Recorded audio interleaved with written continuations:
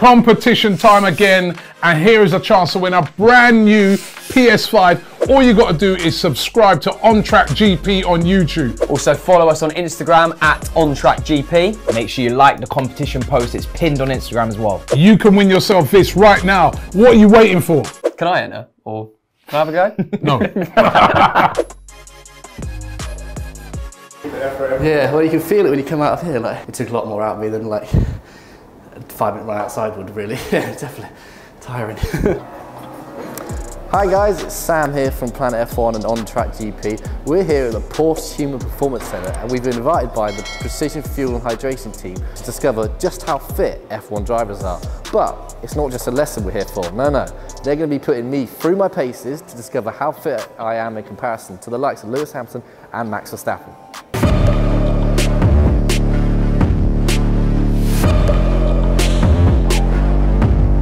So the plan for today is to really put you through a mixture of tests that we'll do here with some of our elite motorsport athletes to see how you stack up against them. First test that we'll do today will be of your body composition. After that, we'll be testing some of your cognitive abilities, a little bit physical as well on the BATAC, before we transition to some of the strength orientated tests. We've kept it to the more motorsport specific tests in that respect today, then being your grip strength and your neck strength, and we'll be looking at your cardiovascular fitness. We'll be doing a VO2 max test, which is a pretty tough test. And either side of that test, we'll be looking at your cognitive abilities again.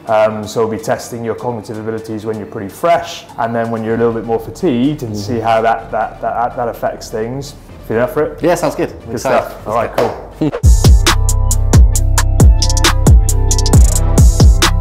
So you can see the top here is measuring your weight. Yep. And then essentially two main things we're interested in terms of what your weight's made up of, being your muscle mass, SMM being your skeletal muscle mass. Pre and post test, the things that we'll be marking down is how you responded to the ones that were the same. So if it was green, it was highlighted green when they were different, and then we'll also be marking down how many errors you made.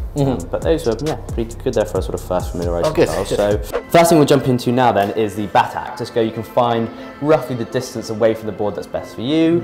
And then finally, always trying to keep your hands nice and close to the board. So what you might feel like is natural is to tap here and bring your hand back towards you, but you want to try and tap and keep your hand hovering around that sort of area in case another one of those lights comes up in front of you.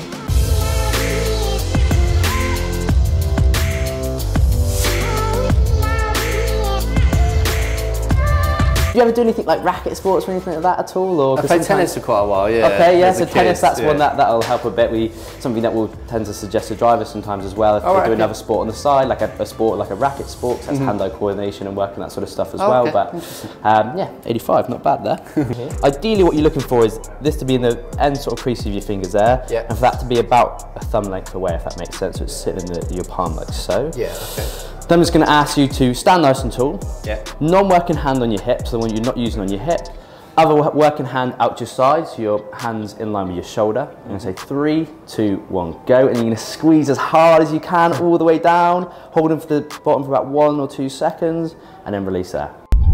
We're just going to be testing my neck muscle, so if you ever watched a Formula 1 driver, they've all got ridiculously big necks.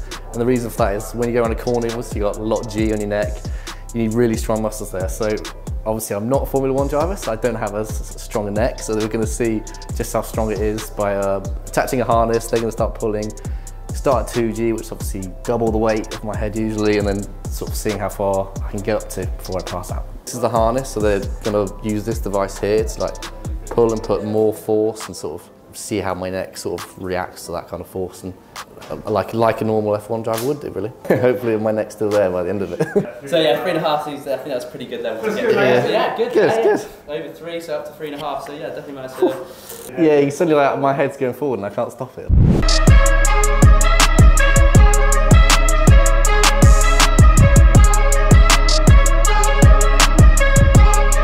So the treadmill was quite hard because obviously it's getting faster and faster and faster. It's also quite like, I'd say like disorientating, because you're not like, you can see your feet when you're running kind of thing. So I think having all that stuff on sort of made a difference. And then when I got on to the test, I could definitely tell like my brain wasn't quite working as quickly. Like there'd be times when I'm looking at it, my brain's almost like loading, like kind of thing. Like it takes just a few more seconds to click into gear really. I don't think Formula 1 races last for 4 minutes, which is what I did. So what we're going to be doing in here, Sam, is we're going to get you running on the treadmill, nice easy speed. The only difference is it's 40 degrees in here, okay, yeah? So the things that we're going to be looking at here is just to see how you perceptively react to the heat. So how you're finding it. Obviously running 8 kilometers an hour might be easy when you're outside in the cloudy weather here, but in here it might be a little bit more difficult when it comes to that. We'll also look at your heart rate as well, so you see what differences like when it comes to that. Yeah, well you can feel it when you come out of here, like it took a lot more out of me than like a 5-minute run outside would really. Yeah, definitely tiring. So what we're going to focus on today is basically getting an accuracy of how much sodium you're losing in your sweat. And then the other element would be to basically have a look at your sweat rate, and that will give us the overall picture with like what you're actually losing, and then we can use that to inform like a hydration plan and how we do that. So all we're going to do first is this, just some deionized water. It's just going to help with some electrical conductivity. Basically going to attach these 2 electrodes. There's no test at the end, but the chemical that we use in here is called phenylcarpine, and that's basically just going to stimulate the sweat. So your body's going to produce maximal sweat as if like you were downstairs, but whilst you're sat here doing nothing. That's amazing. This macroduct creates a vacuum, and that's basically drawing the sweat up into this macroduct. Once we've got a big enough sample, we'll basically run that through the analyzer, which will give us the amount of sodium, and then we'll convert that into a useful number, which we'll be able to use to replicate your plan. And see on here you are above average. Oh wow. Your score here is 1,167 milligrams of sodium per litre of sweat. Okay. So for example, we'll go back to that. If you were losing 1 litre per hour, you'd need to be replacing 1,167, roughly, milligrams of sodium within that sweat.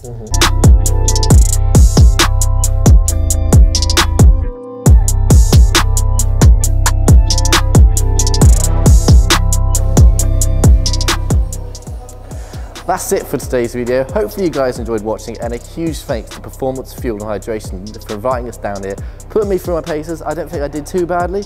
I'm not expecting a call up from Red Bull or Mercedes anytime soon, but nevertheless, it was interesting to learn sort of what F1 drivers have to do to get their body prepared and ready for a race.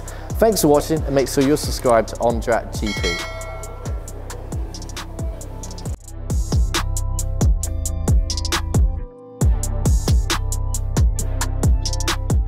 Competition time again, and here is a chance to win a brand new PS5. All you got to do is subscribe to On Track GP on YouTube. Also follow us on Instagram at OnTrackGP. Make sure you like the competition post, it's pinned on Instagram as well. You can win yourself this right now. What are you waiting for?